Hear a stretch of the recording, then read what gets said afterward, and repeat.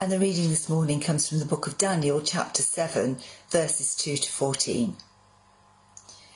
Daniel said, "In my vision at night I looked, and there before me were the four winds of heaven churning up the great sea.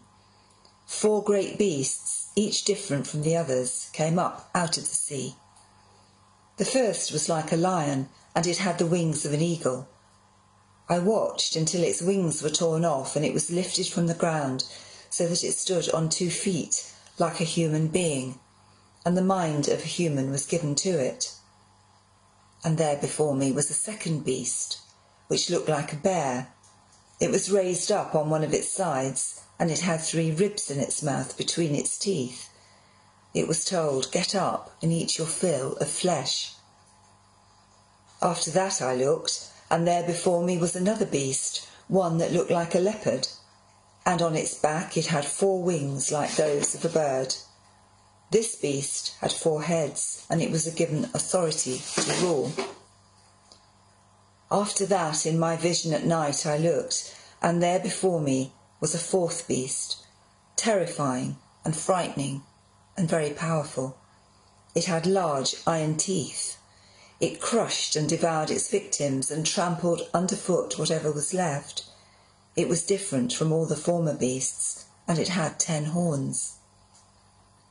Whilst I was thinking about the horns, there before me was another horn, a little one, which came up among them, and 3 of the first horns were uprooted before it. This horn had eyes like the eyes of a human being, and a mouth that spoke boastfully. As I looked, thrones were set in place, and the Ancient of Days took his seat. His clothing was as white as snow, the hair of his head was white like wool. His throne was flaming with fire, and its wheels were all ablaze. A river of fire was flowing, coming out from before him. Thousands upon thousands attended him. 10,000 times 10,000 stood before him. The court was seated, and the books were opened. Then I continued to watch, because of the boastful words the horn was speaking. I kept looking until the beast was slain and its body destroyed and thrown into the blazing fire.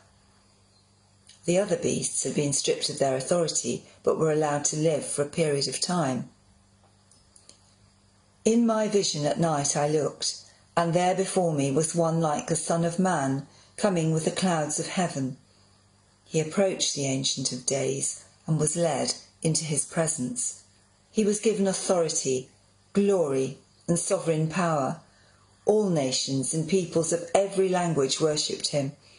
His dominion is an everlasting dominion that will not pass away, and his kingdom is one that will never be destroyed. This is the word of the Lord. Thanks be to God. How crazy is that reading, right? Oh my word. See, this is why you need to read your Bible, because there's some really crazy, exciting, bizarre things. And others of you are like, no, that's exactly why I don't read the Bible, because that's crazy, bizarre, and I don't understand it at all. So listen, we're going to try to unpack some of that today. And actually, we unpacked a lot of this reading last week. Now, last week, we talked about Jesus' so-called Olivet discourse. He's on the Mount of Olives with his disciples, and his disciples point at the temple and they say, "Whoa, Jesus, this temple is incredible. What's going to be the sign of the end of the age?" And the end of the age for them is the end of that sort of temple period, the end of the period of the covenant with God's people from Mount Sinai. Moses and the Pentateuch, the 10 Commandments, and worshiping God at a temple and offering animal sacrifices and all of the rest of that. They were looking for the Messiah to come and usher in kind of a new age, a new situation. And they're saying, what is the sign that you are the Messiah? You're here, and that this age has ended and the age of the Messiah has begun. And Jesus answers sort of enigmatically, right? But he says, actually, before this age ends, You guys are going to be arrested. It's going to be really bad. Some of you are going to be put to death. There's going to be great persecution. There's going to be the abomination that causes desolation, right? And that's this military surrounding of Jerusalem and the temple would be destroyed, right? And in AD 70, that took place. Under Emperor Vespasian, the Romans surrounded Jerusalem and leveled the second Jewish temple, and it has never been rebuilt since. The only thing left is the Western Wall. Sometimes we call it the Wailing Wall in Jerusalem that's right up against. It's like a retaining wall that keeps the Temple Mount level so that structures can be built on top of it. At the moment is the Al-Aqsa Mosque. And so we talked about that a little bit last week rather. And this week, I want to talk a little bit more about these governments and these beasts and that sort of thing. So we're going to talk about Daniel chapter 7 for a little bit, and then we're going to jump to Revelation. Now, both Daniel chapter 7, actually a lot of the second half of Daniel, as well as the book of Revelation, is called apocalyptic literature. Apocalyptic literature. One of the things that is helpful to understand about the Bible is that it's not all the same sort of literature. For instance, we've got the book of Psalms, which is poetry. We've got the book of Proverbs or Ecclesiastes, Job, which is called wisdom literature. We've got prophetic books. We have historical books. And we shouldn't make the mistake of reading them all the same way. Just like if you read In Flanders Fields, which is a poem, and you read that as historical narrative, you might be a little bit mistaken about it. You might not understand exactly what's going on. You might not be able to get as much out of In Flanders Fields as you would if you recognized it was poetry. Now, just because it's poetry doesn't mean it's inaccurate about the situation of the two world wars or anything else like that. It just means that it should be read and understood a certain way. Apocalyptic literature is similar. In apocalyptic literature, somebody is typically having some kind of a vision of sorts. And in those visions, kind of grand cosmic things are taking place. Stars are falling and mountains are moving and beasts are coming. Angels are doing all kinds of things. And there's all kinds of these sort of what one might think of as mythical, magical sorts of creatures. And they're not so much mythical, magical creatures, so much as representations of very physical, material realities. Oftentimes, those material, physical realities are governments and nations. And that's what we see here in the book of Daniel. We touched on it last week. He sees this something like a lion and then something like a bear and something like a leopard that come up and they kind of move about and they have activity.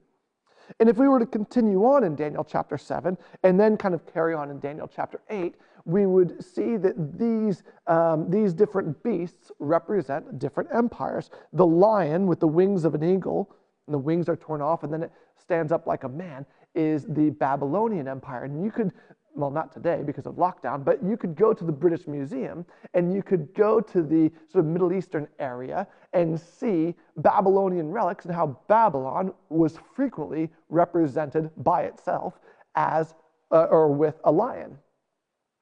And then we see this bear, a second beast, with one of its sides sort of raised up, or one shoulder raised up. And this is representative of the Medo-Persian Empire, the Persians being the more dominant of the two partners, sort of bigger than the other. And then we see this leopard with 4 wings and with 4 heads, and that's the Greco-Macedonian Empire under Alexander the Great, so swiftly, like a leopard, on wings, taking over the sort of known world at the time. And then this other beast with large iron teeth, and it devours its victims. It has these 10 horns, and we understand that now as being the Roman Empire. Its large iron teeth, sort of representative of their iron shields and their iron armor and their iron weaponry and the way they militaristically took over so much of the known world, and rather mercilessly with these 10 horns. And these 10 horns are sort of difficult because what does that mean? And usually horns have something to do with power, or they have something to do with leadership. The number 10 sometimes means literally like more than 9 and less than 11, like a literal number 10. And sometimes 10 is sort of figurative. It's a way of representing sort of completion or sort of roundness. And for the Roman Empire, or the Roman nation, we can look at 10 sort of in a number of different ways, because we see that, like, remember, 3 little ones break off and 1 is in its place. And we kind of go, what is that? There's a number of ways of looking at the leadership of what would become the Roman Empire. There's basically sort of 3 big phases of Rome. There's the Roman kingdom, when Romulus and Remus, right? These are the 2 sort of mythological characters who founded Rome. Romulus, from whom we get the city's name, Rome, who is a son of Mars, the Roman god. He and Remus are twins, and they are abandoned, and they go down the Tiber River, and they are suckled by the she-wolf, right? And then Romulus founds Rome. He's the first king of Rome, and 6 other kings come after him. 3 of them pretty good, 3 of them pretty bad. After which, Rome becomes a republic. And when Rome becomes a republic, it's led by the Senate, and there might be as many as 7 different ways of looking at how they structured leadership, 7 different sort of groups of people who had sort of leadership stock in Rome.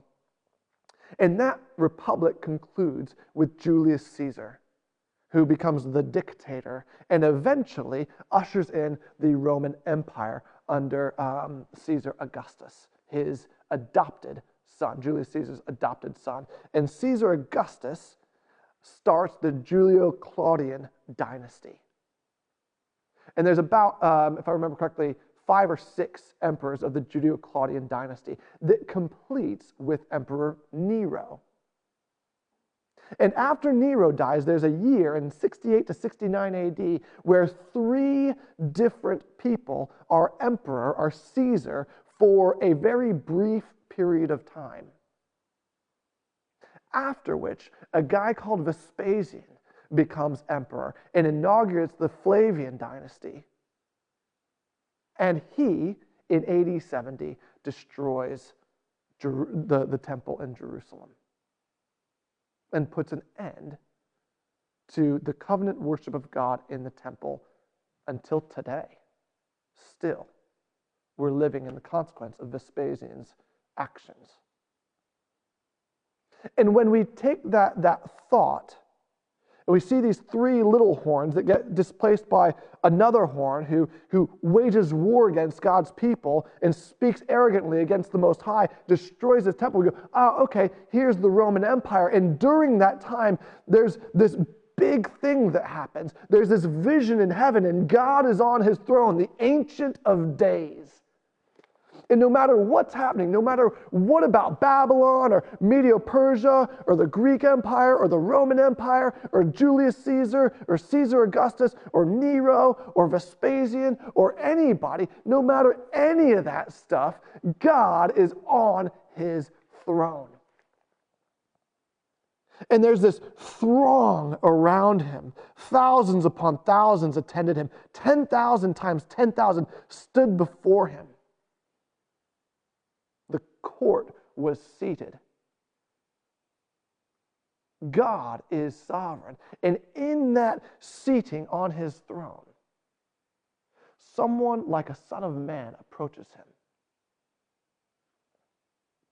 Right? And he was given authority, glory, and sovereign power. All nations and peoples of every language worshipped him. His dominion is an everlasting dominion. And that is Jesus of Nazareth. Born of the Virgin, suffered under Pontius Pilate, crucified, died, buried, risen again, and ascended to heaven to approach the Ancient of Days. That is what's happening today. Now, with that in mind, you're like, isn't that enough, Peter? Sweet Moses. I just need to sit on that for just a second. Woo! Okay. All right, that's fine. But with that in mind, I want to turn now to Revelation, which is apocalyptic literature, chapter 13.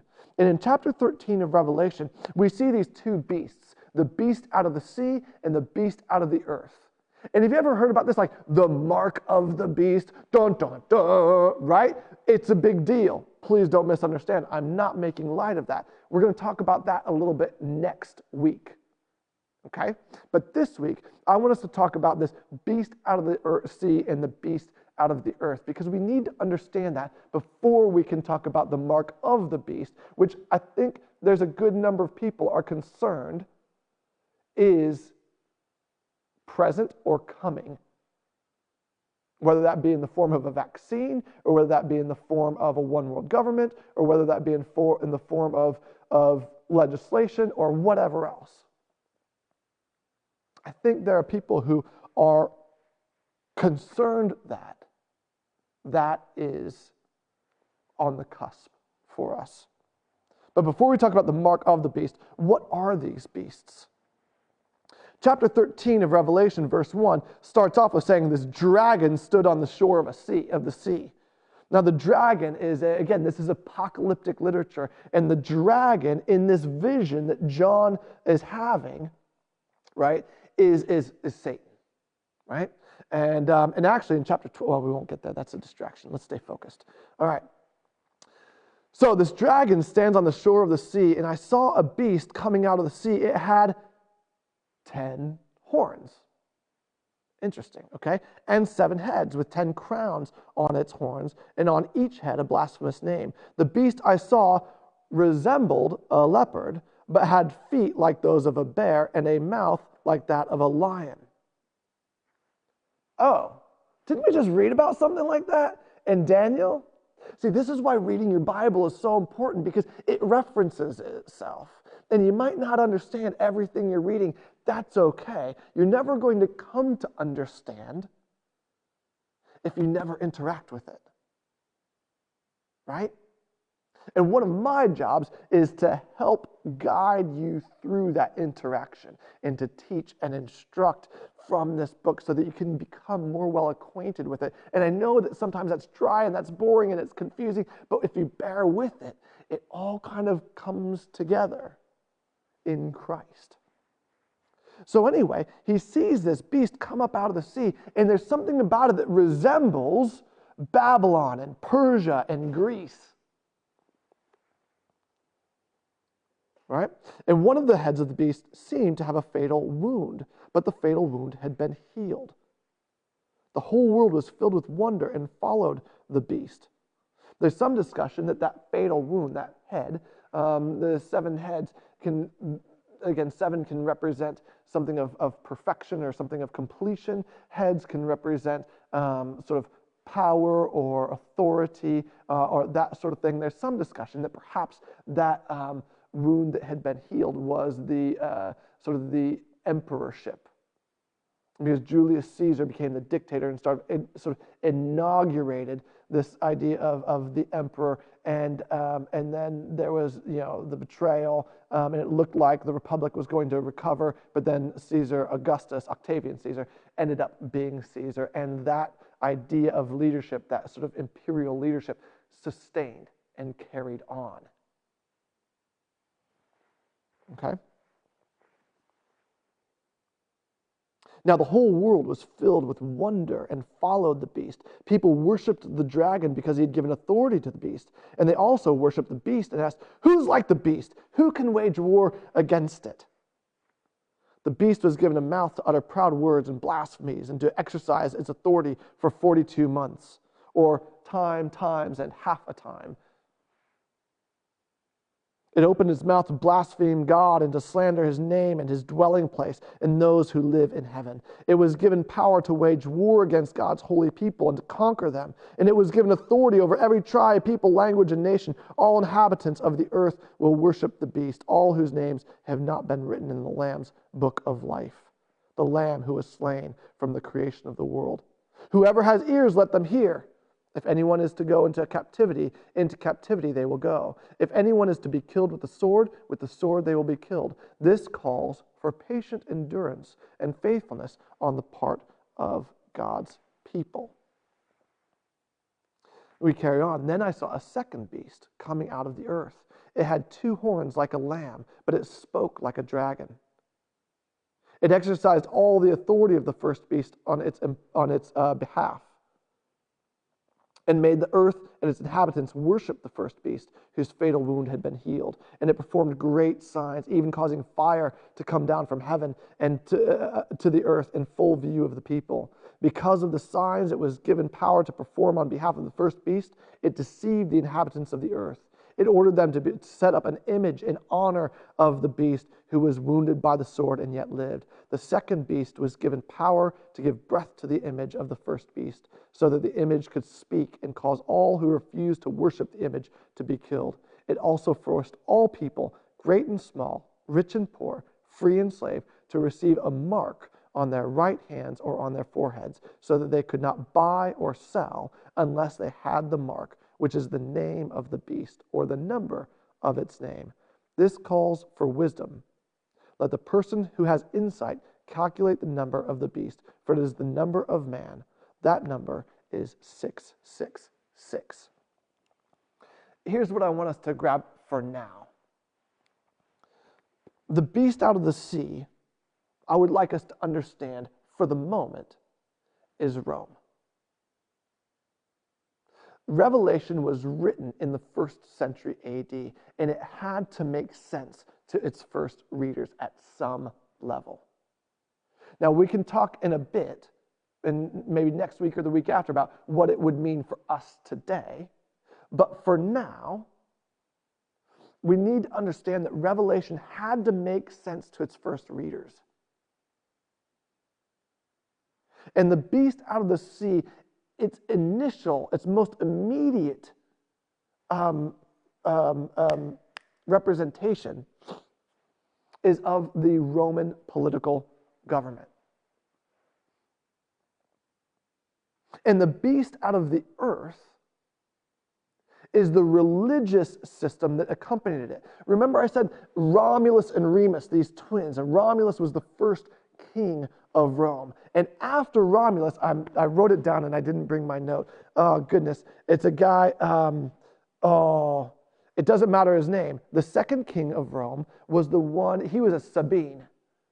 And Romulus worked with the Sabines to kind of confederate and work together to help establish the Roman kingdom. And that Sabine king established the religious and spiritual system of Rome. And any and every single civilization has both a political power structure and a spiritual system that supports it. That's a really, really, really important point that I want us to glean this morning. The United Kingdom of Great Britain is no different. Now, it may be that in the past, a sort of Judeo-Christian spiritual structure supported the political activities, the political endeavors of the United Kingdom. And we might think that in our enlightened state, we have shucked off all that superstitious nonsense and no longer have a spiritual structure that we have to adhere to that supports the political endeavors of our government. But I want to suggest to you strongly that that is not true. Just because somebody or a culture is atheistic or agnostic does not mean it's not spiritual. There is no spiritual neutral. There is no spiritual neutral. And we live in a situation where there's a particular spiritual attitude.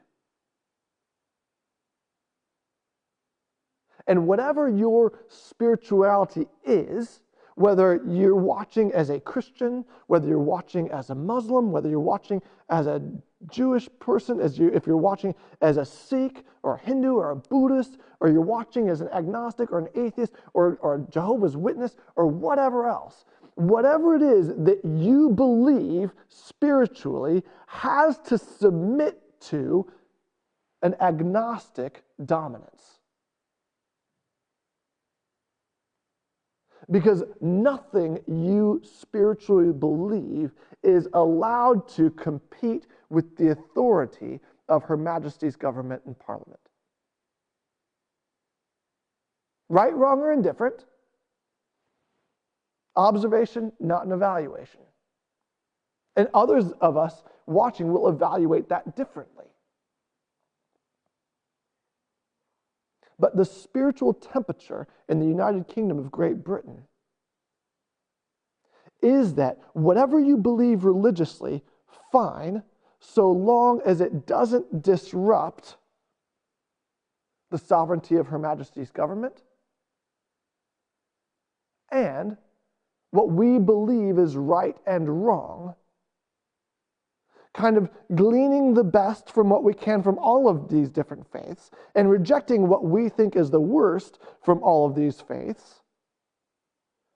And so we can, just like our mobile phone, just like our cookie preferences, as a nation, we can pick and choose and select a bespoke sort of smorgasbord of values, beliefs, morals, and ethics that suit us today.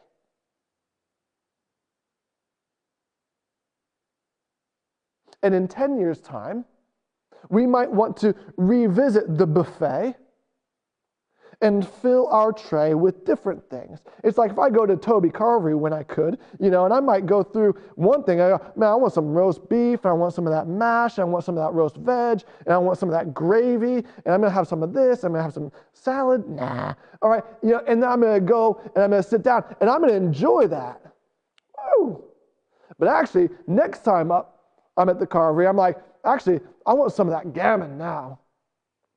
And actually, with that gammon, I want a little bit of this, and I want a little bit of that. And now it's time for a little bit of pudding. I'm going to sit, I'm going to eat that. Whew, I'm going to give myself a little bit of a break. Whew. Round 3, baby. And I'm going to come up, and I'm going to self-select. And for us, as a nation and as a culture, we do the exact same thing from the religions that are represented on our island and in our world.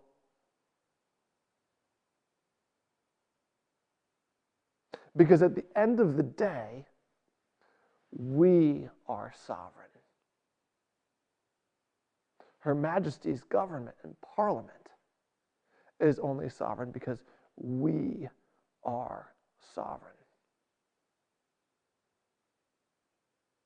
And the challenge for each and every one of us, whether we're in the end of days or not, whether or not the end of days is tomorrow or it's in another 1,000 years, who is sovereign? Who is seated on the throne? Who is receiving the praise and the worship and the adoration of the 1,000 upon 1,000 and 10,000 upon 10,000? And who is the one like a son of man? Who's the one like a human being who approaches the Ancient of Days and receives that sovereign honor, glory, power, and dominion? And my friends, that is Jesus of Nazareth.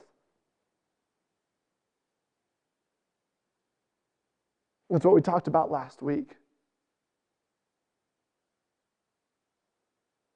I don't get to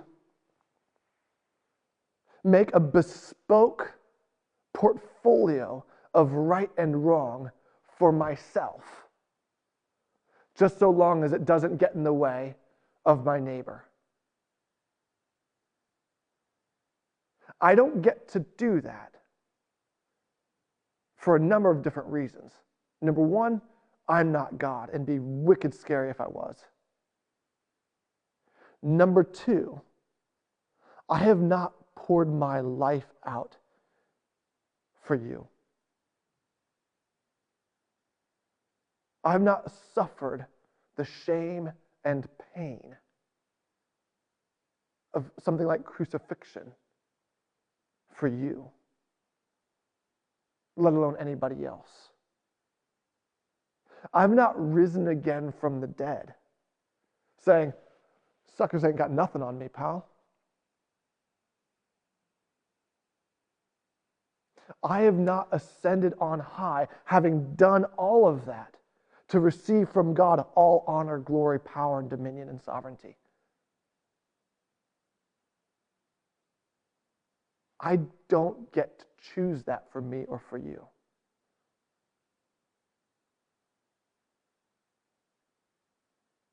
The fundamental question for each and every one of us is Jesus our King?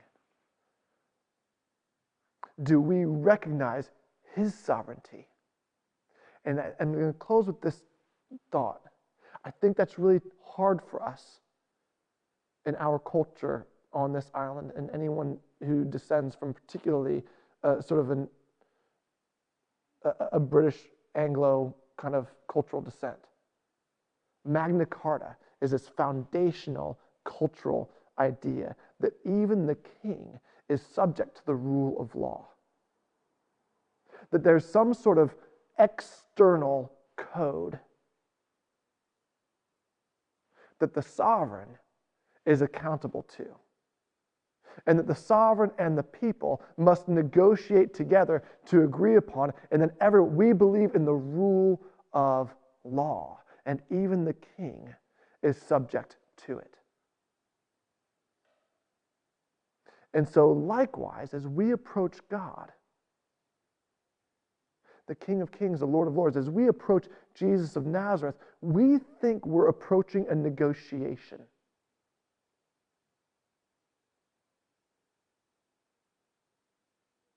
We think that when we approach him, we're going to sit down and say, here are the terms that you must live up to, Jesus.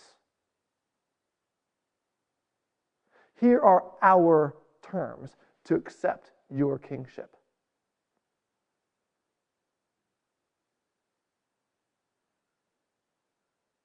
Let's discuss and agree somewhere in a field in Runnymede. And if you agree, we'll accept you as king and we won't revolt and dethrone you.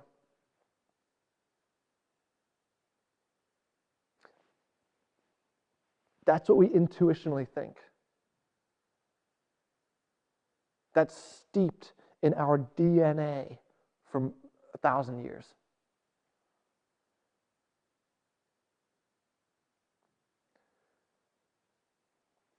We need to humble ourselves and recognize Jesus isn't that king.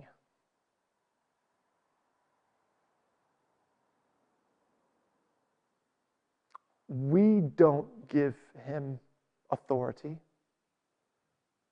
We can recognize it or not. The Ancient of Days, God the Father, has given him that authority, that power, that sovereignty. And whether we're in the end of days or not, it doesn't matter. What matters is, where are we in relationship to that?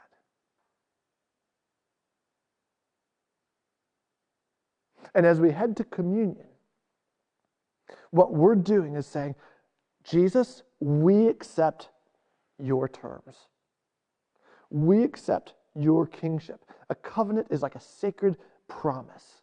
We accept your terms. It's through your death and your resurrection and our faith in that we receive your grace and your mercy and your forgiveness. that we become a part of your people. We enter into not only your kingdom, but your family. We aren't just subjects to the royal family. We belong to the royal family. We belong to the King of Kings and the Lord of Lords. We belong to the sovereign God of all. And so whatever the country we live in, whatever the country we fear, whatever the nations are raging about, we stand firm and secure because we aren't just subjects of the King of Kings. We belong to the royal family of the King of Kings and the Lord of Lords. And so we stand, end of days or not, securely and firmly in him and with him. And we need not fear. So as we take communion, I want to encourage you, if you never have, or if you have but you've drifted or forgotten, embrace Jesus' non-negotiable kingship. Because it is good for you. It is love for you. It is grace for you. It is mercy for you. It is forgiveness for you. It is life for you.